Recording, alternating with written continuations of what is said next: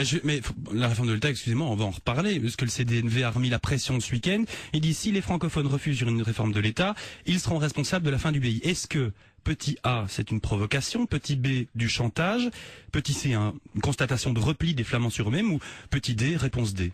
Ou petit petit E peut-être, ou petit F, c'est une manie. Parce que moi, ce qui me frappe, c'est que sur vos antennes, comme sur d'autres, pendant toute la journée, j'entends dire que les préoccupations sont ailleurs. Et puis chaque fois qu'on vient, vous tentez de nous faire parler uniquement de réforme de l'État. Non, on va parler du reste, vous en faites pas. Donc, moi, je vous dis simplement, je suis tout à fait ouvert, je dis depuis 1 an, à cette réforme de l'État. D'autres ont dit non à tout.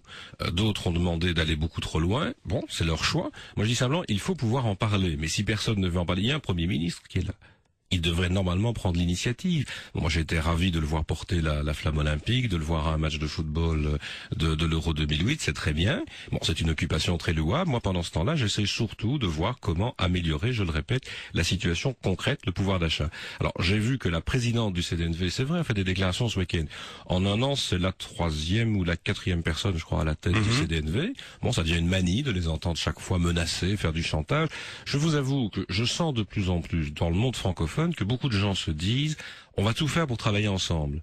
Mais s'ils veulent vraiment un jour partir, que voulez-vous qu'on fasse? On fera la Belgique sans eux. Donc on aura une Belgique regroupant Bruxelles et la Wallonie. C'est pas une provocation, ça non plus, de dire ça ce matin, comme ça, de manière très désinvolte. Je vis maintenant depuis très longtemps avec la même personne.